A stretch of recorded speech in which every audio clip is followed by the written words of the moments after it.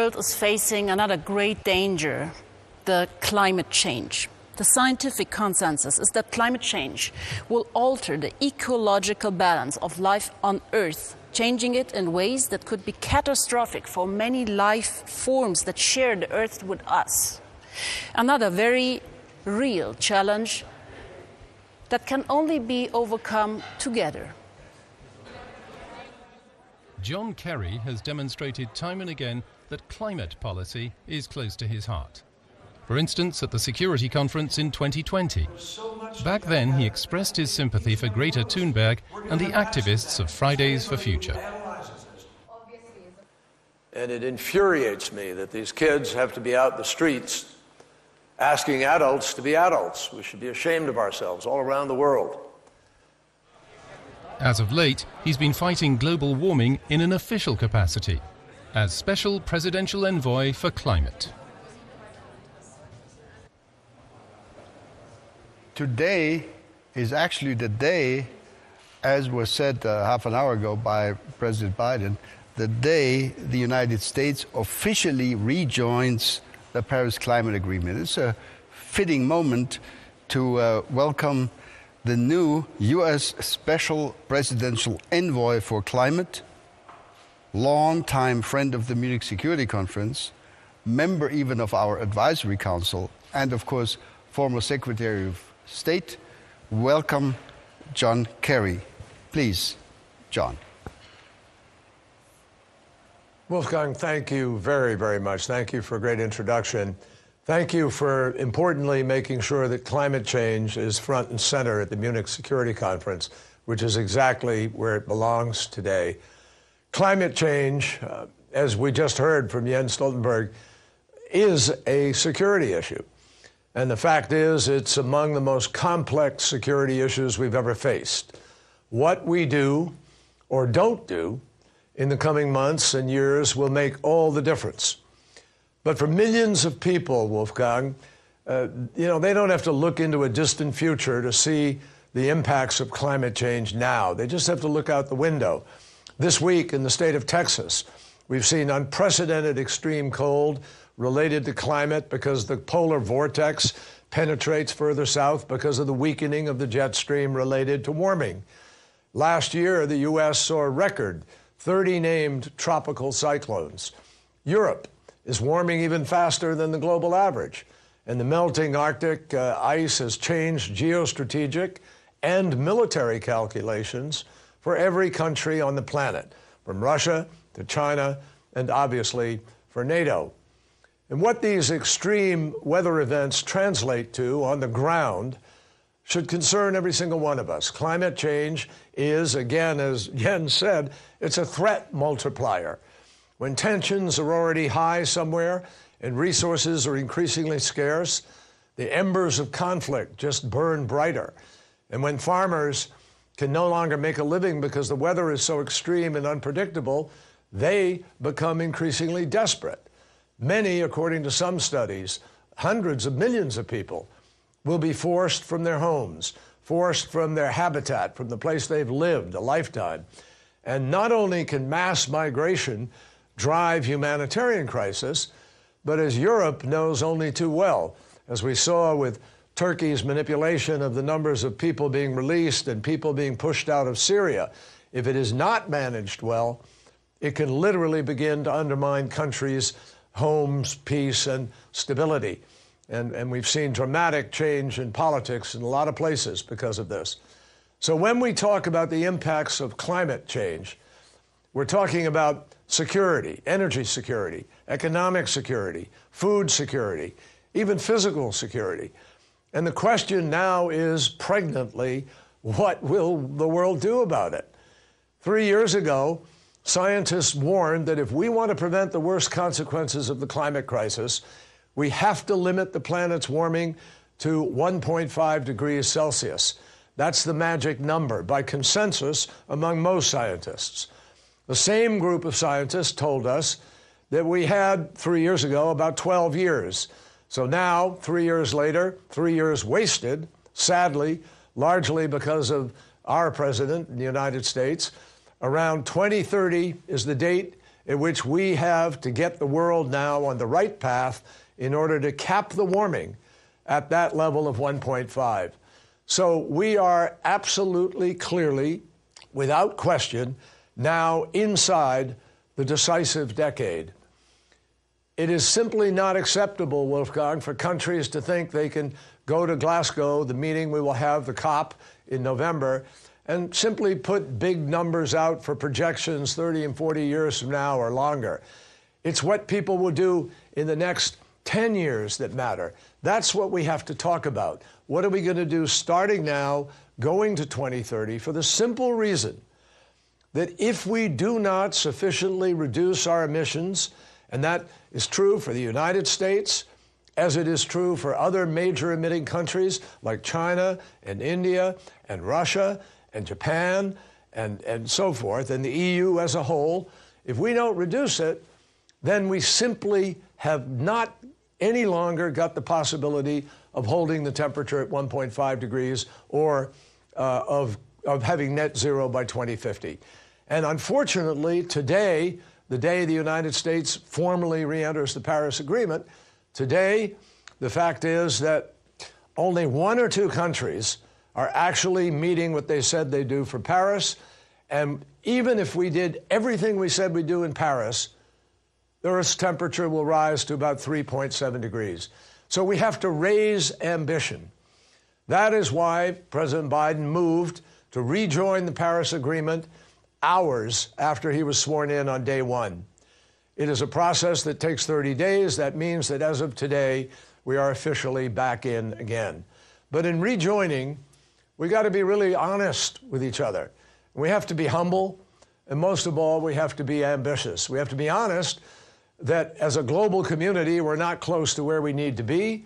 We have to be humble because we know the United States was inexcusably absent for 4 years.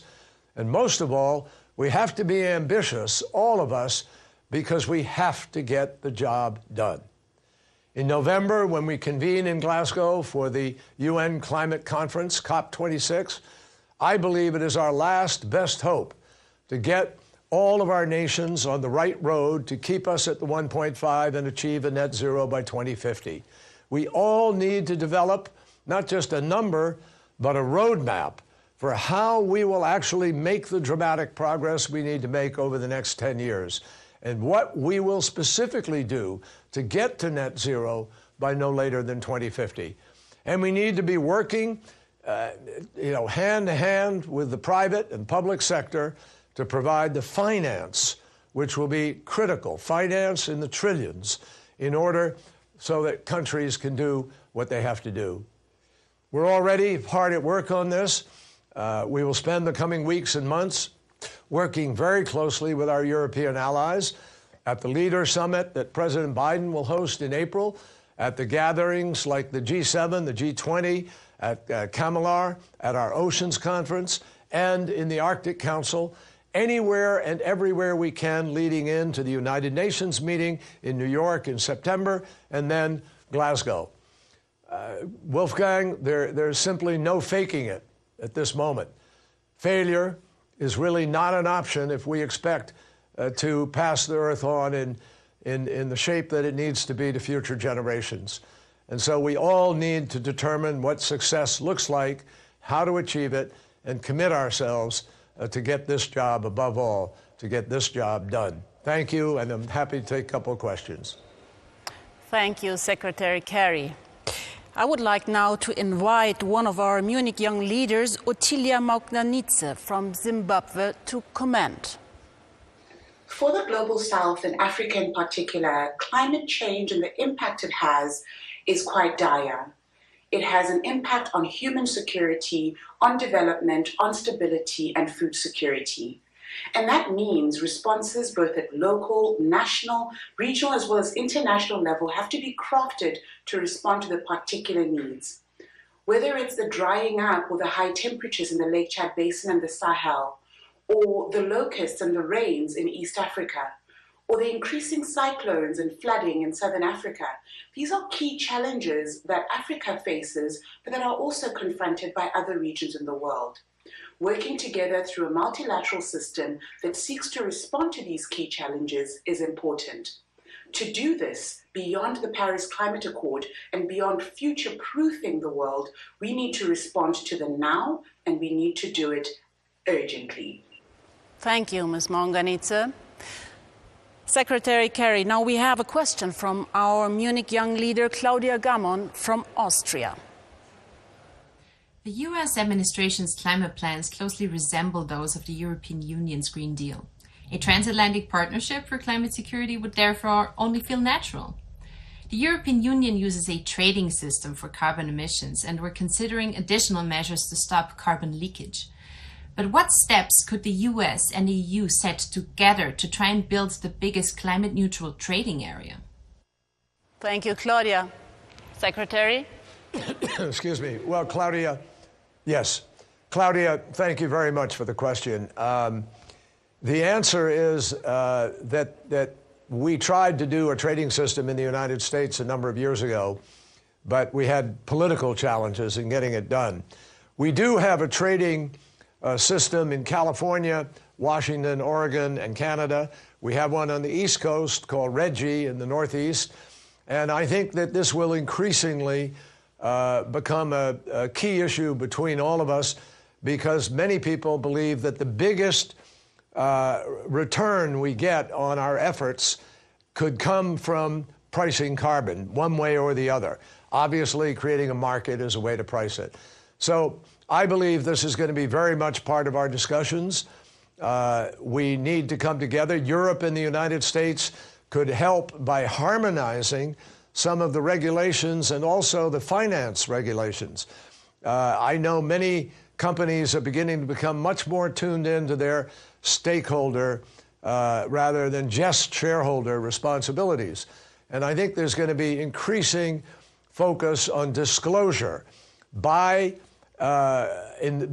companies with respect to their preparation for the impacts of climate and the way in which that relates to the investing world.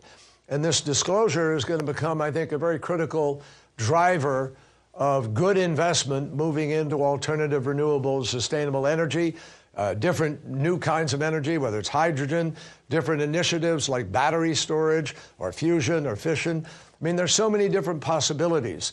What Europe and the United States could do together, I think, is help focus much of that energy, many of those efforts, and help to create a harmonizing of the definitions and the rules and regulations that will help govern the allocation of capital going forward. We have a second question for you, Secretary, from Shafat Munir from Bangladesh. Special Envoy John Kerry, thank you for your remarks. This is a question on Bangladesh. Bangladesh is going to be a major victim of sea level rise. The sea level rise projected by the IPCC could potentially result in the displacement of 25 to 30 million people. This will be a major destabilizing factor not only for our country but for the wider region, with significant security implications. Is the international community taking note of this and preparing for this eventuality? Thank you, sir. Thank you, Shafat. Secretary Kerry? Well, I can't, Shafar, I can't speak for everybody in the international community, but I will tell you that we've been on the job now for a matter of, what, 2 weeks, 3 weeks, I guess, something like that. And among my earliest calls was my call with the finance minister and then the foreign minister of Bangladesh. And we are inviting a number of countries like Bangladesh and others that wouldn't normally come to a major developed country summit, but we want these stakeholder nations to be present so that everybody will take account in the way that you have asked. And so in April 22nd, we will have we can't have everybody.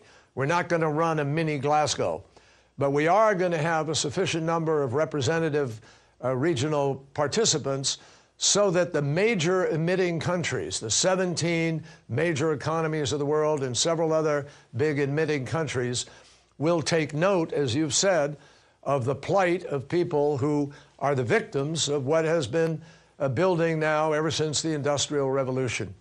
And I think it's going to be an important conversation.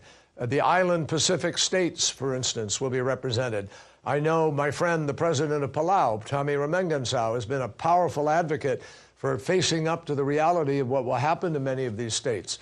And what was possible 20 years ago to talk about adaptation or mitigation now is sort of reduced to a question of where are those folks going to go live, and how do you replace that?